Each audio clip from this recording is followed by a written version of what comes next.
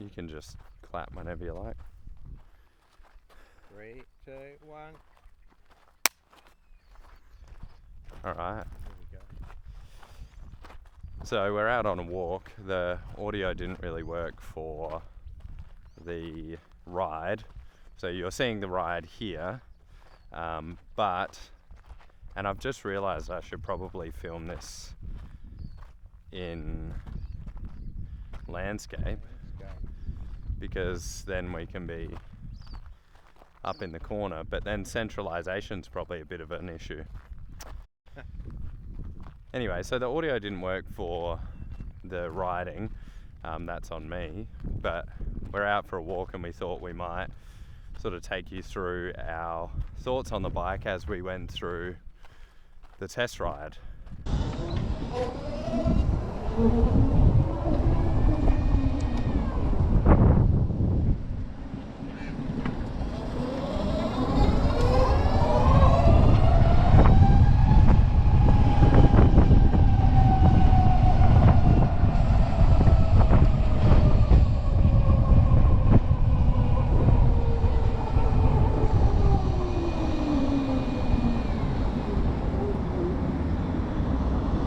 So we're off.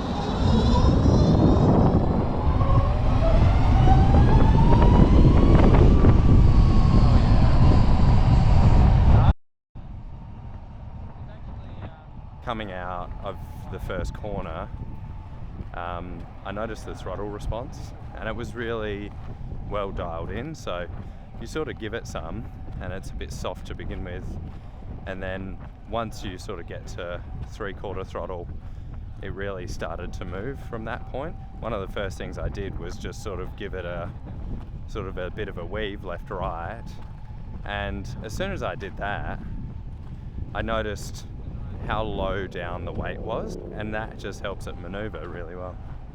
Oh, Unbelievable ability to change direction. Yeah.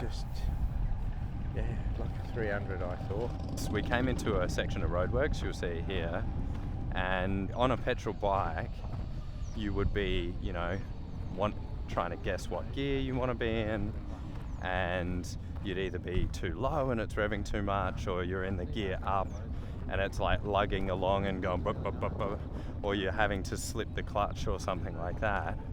On the electric bike you just slow down and it just coasts through. So Basically, it's in the perfect gear all the time.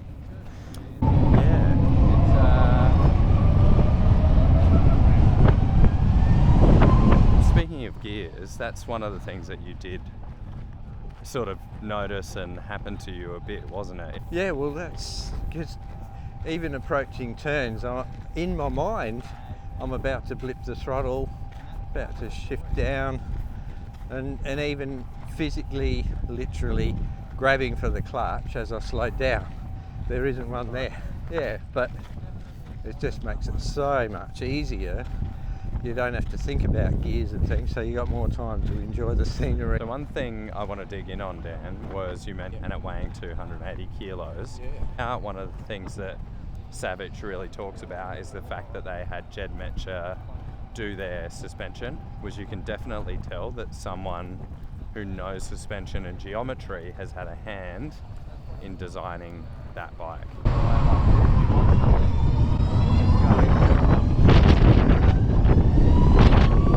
Yeah, one of the good things about the weight of the bike, as far as that goes, is that the bike's 280 kilos, so 10 kilos outside that parameter that they've done isn't going to make a massive difference. So the standard setting of the suspension is going to suit quite a few people.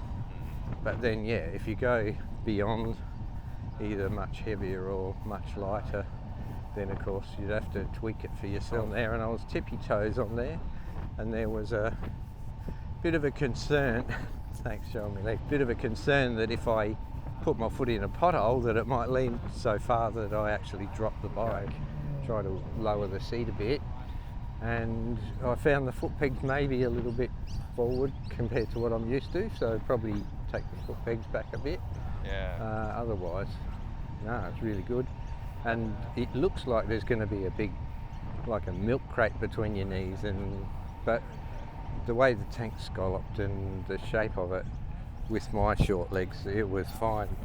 I didn't have any issue at all with the seating and riding position. Once you're actually on it, it's just so much better.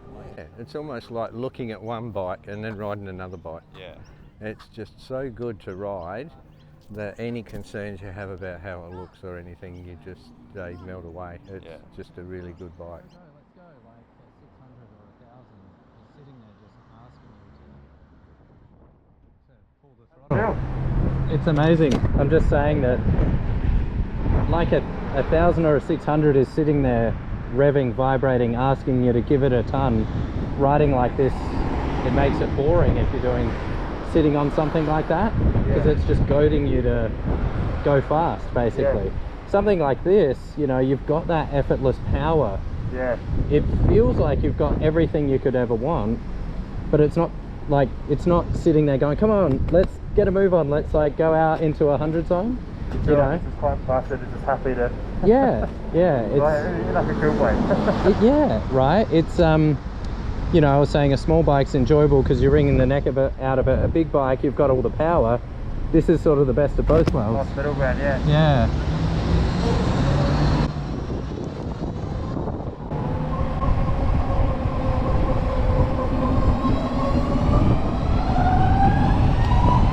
They call it a high-performance electric motorbike, Dan. What are your thoughts? Its acceleration's incredible, actually. It's really good to come out of a roundabout and give it a bit of throttle.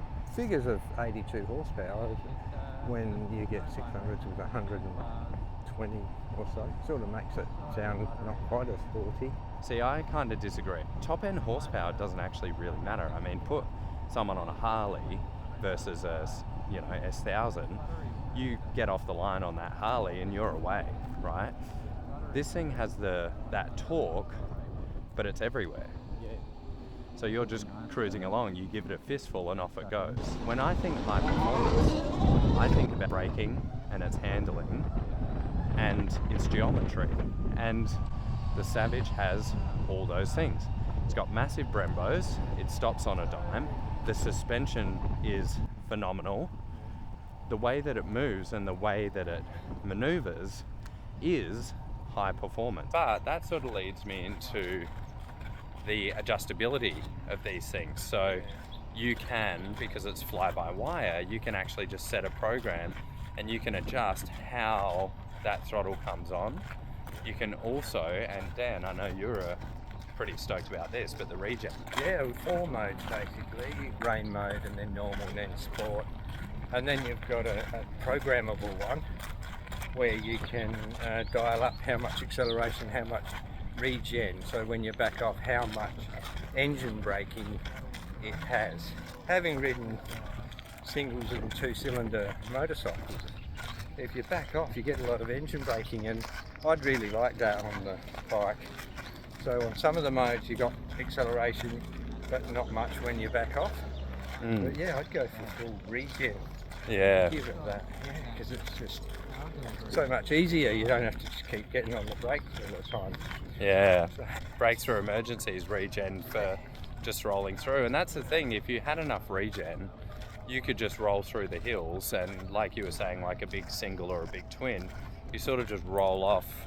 That engine braking slows you down, and then you're sort of doing this roll on, roll off the throttle as you're making your way through the hills, which would just be so delightful. Yeah. Advice for anyone thinking about a Savic? Yes, don't just think about it. Go for a ride. That's the 4 words that I say to you. Go for a ride. And I think that's probably our advice after riding it, is go for a ride, see for yourself. It's bloody amazing, Australian made, unbelievable. Thanks so much to Savic and everyone that's involved in that company. Incredible people.